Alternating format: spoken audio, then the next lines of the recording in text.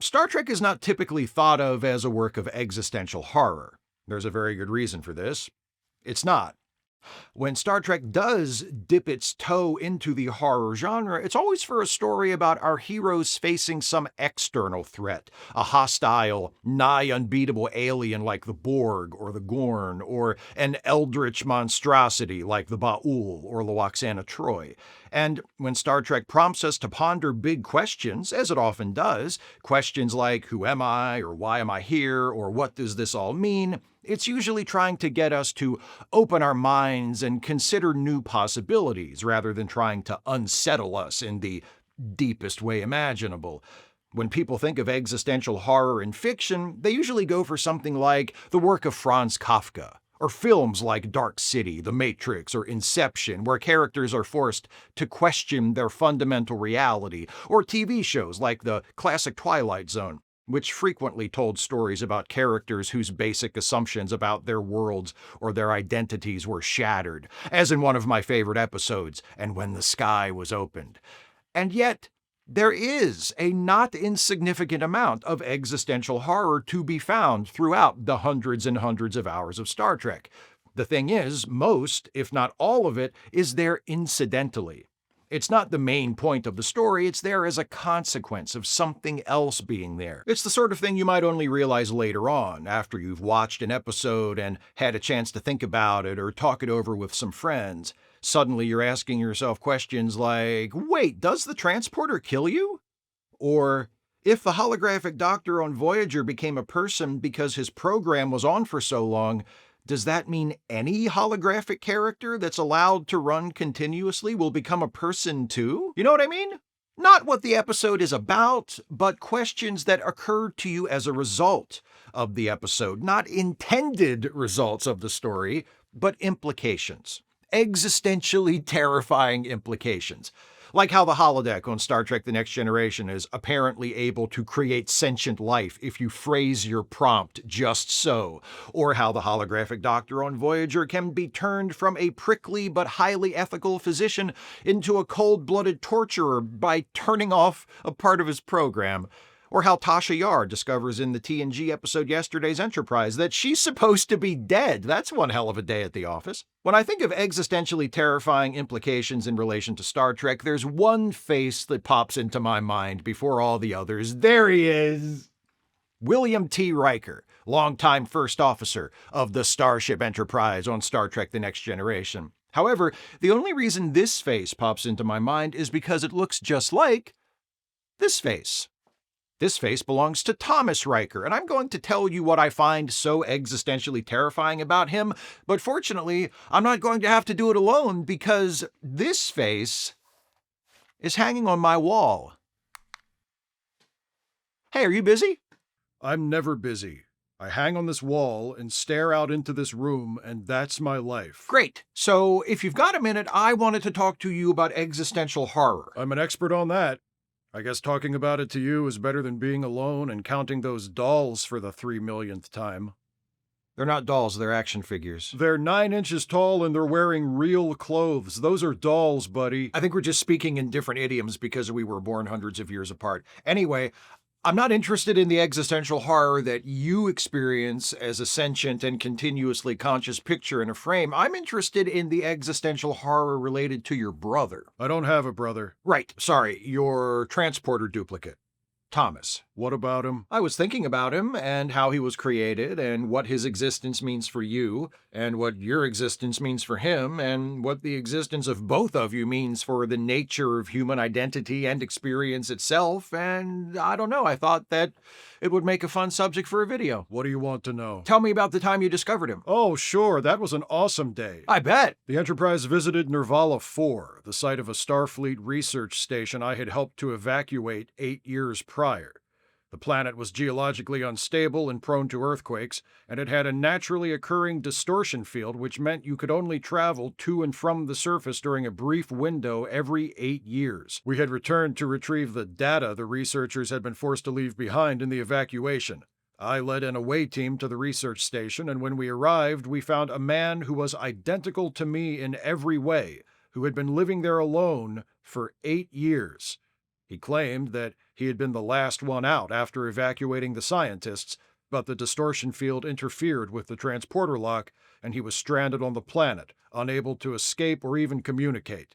He assumed he had been listed as lost. But that's not what happened, is it? No, it's not. You clearly already know what happened. Why are you asking? I thought I would make a helpful interjection. Well, let me know when you decide to.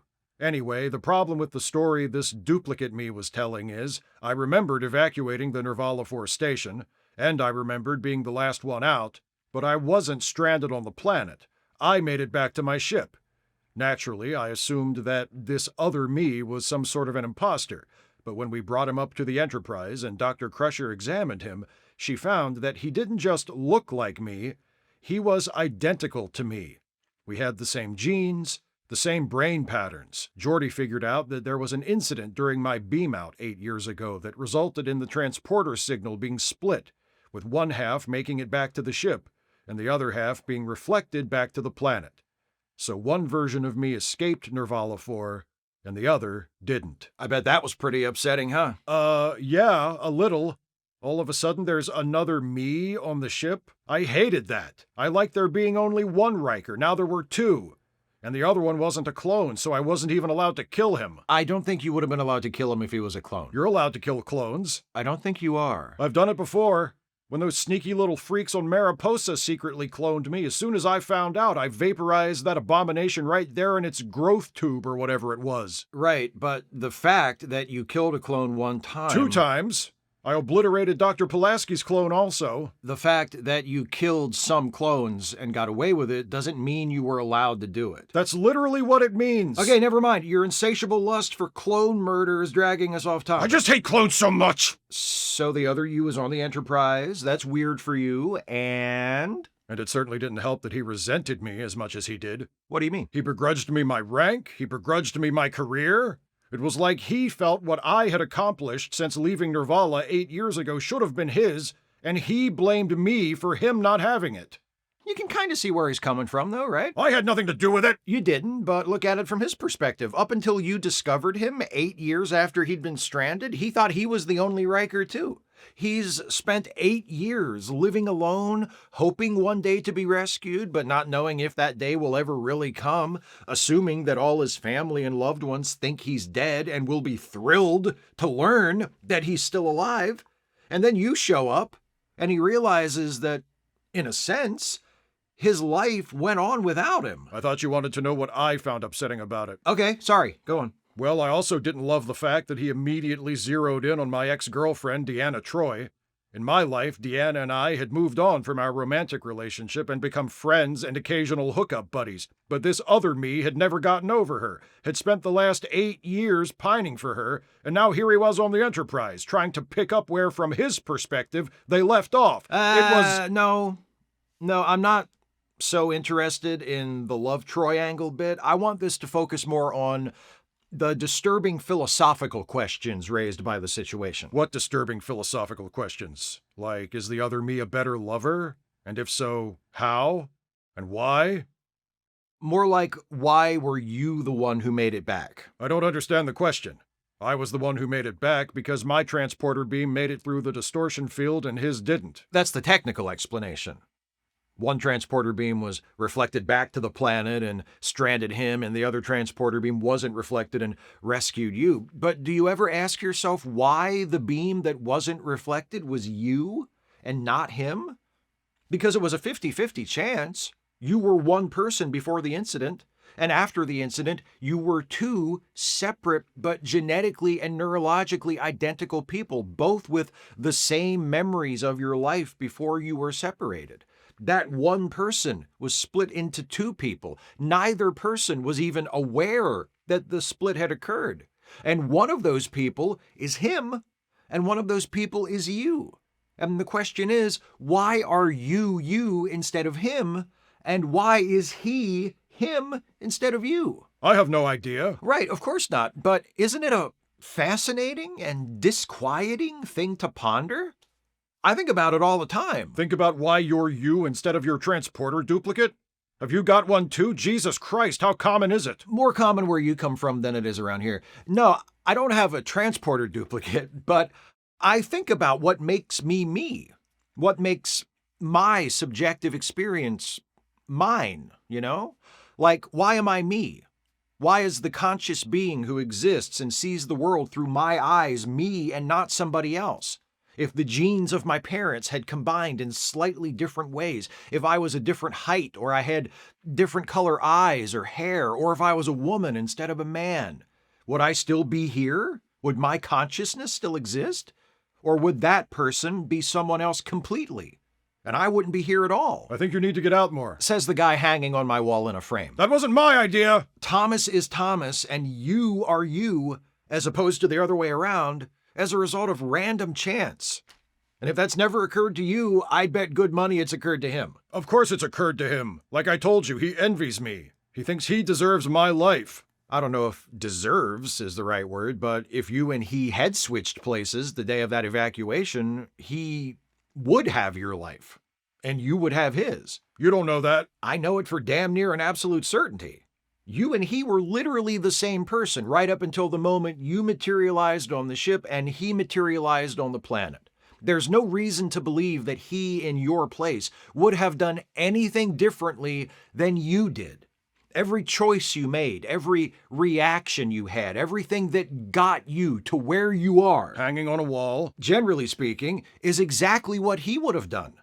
So when he sees you with a higher rank, and when he sees you as the first officer of the Enterprise, and when he looks up your service record and sees that you were in command when the Enterprise stopped the Borg from attacking Earth and rescued Captain Picard from assimilation, he knows that he would have done all of those things. And the only reason he didn't was because of one simple twist of fate, one moment where his life went off in one direction and your life went off in another direction. And there was no anticipating it and no controlling it. It just happened the way it happened. And as easily as he could have been you, you could have been him, trapped on that planet alone for 8 years. And then you would feel everything he feels and think everything he thinks. Does that ever occur to you? Does it wake you up in the middle of the night? No, I always sleep very soundly. Usually because I'm exhausted after a session of vigorous lovemaking. I thought you were trapped in a frame on the wall, staving off madness by counting my action figures. I mean generally speaking. Okay. And you mean dolls. You know what I bet was a really dark moment for Thomas Riker? When he was arrested for terrorism and sent to a Cardassian prison camp, never to be heard from again? Yeah, probably, but I was talking more philosophically. The moment when he realized that he was going to have to change his name. What's so dark about that? He didn't even actually change it. He just started going by our middle name. Right, but in doing so, he had to acknowledge that he was the one who had to change. Genetically, mentally, emotionally, even historically, up until the previous 8 years of his life, he was Will Riker. That's how he thought of himself. That's what people called him. That's who he was. Then he finally gets rescued off of that planet, which should have been the happiest day of his life, but the first face he sees is you. And then he learns what actually happened, and he realizes that in the eyes of the rest of the world, he's not Will Riker, you are. So even though he has just as much of a right to call himself Will as you do, he chooses to call himself Tom, and he is forced to admit in doing so that his identity, who he is at least partially contingent on who other people think he is. And the thing is, that's true for everyone. We are all defined to one degree or another by how other people see us. But if we're privileged enough, we get to go through life without having to confront it in as humbling a manner as Thomas had to. You're saying that we all like to think of our core identity as a stable, immutable thing. Yes. Certain characteristics might change, how we present ourselves or think about ourselves might change, but we are always essentially who we are. Exactly. And we like to think that we are who we are because we are who we are, and that who we are isn't dependent on factors out of our control, when in reality it's extremely dependent on countless such factors. And acknowledging that reality can be unnerving, perhaps even terrifying, because of how it robs us of the illusion of ourselves as whole, solid, self-contained beings. That is precisely my point. And it's that disillusionment that you were compensating for when you acquired all of these dolls? No, I got them to compensate for not having friends and their action figures. I just thought of another question that highlights the existential horror of you and Tom's existence. Existences, you mean? Do I? That's the question. When did you begin to exist? Was it early on, like the rest of us, sometime between conception and birth, when whatever happens to change us from a fetus to a person happens? Or was it when that transporter split that original William Thomas Riker into you and Tom?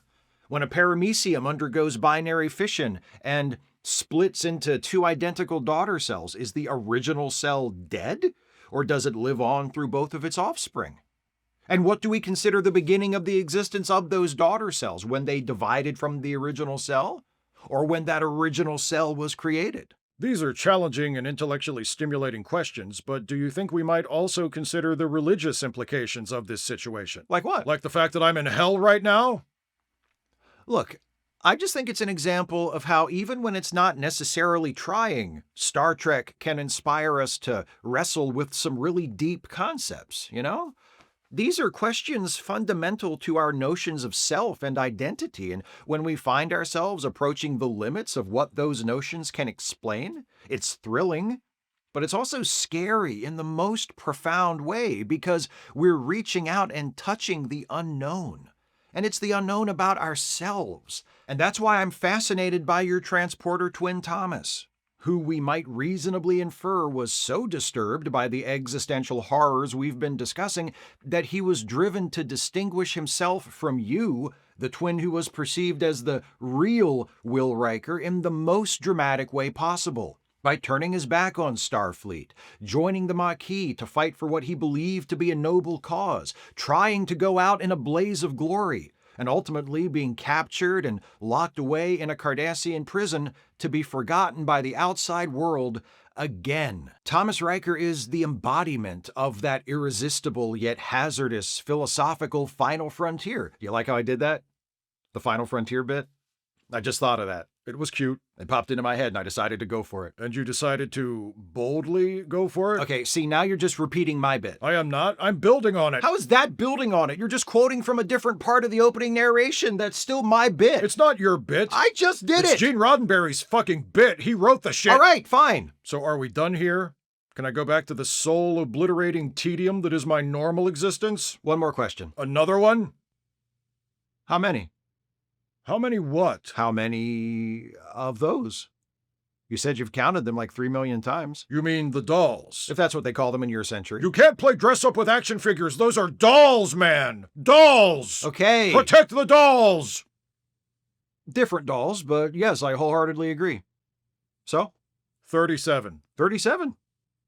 Does that include the dinosaur Tom Servo and the Batman Funko Pop? Obviously. But not the baseball. A baseball isn't a doll, is it? Typically not, but that does raise another interesting philosophical question. In its current context, could this baseball... God, 8 years alone on that planet must have been amazing. Lucky fucking Thomas. Perhaps an accessory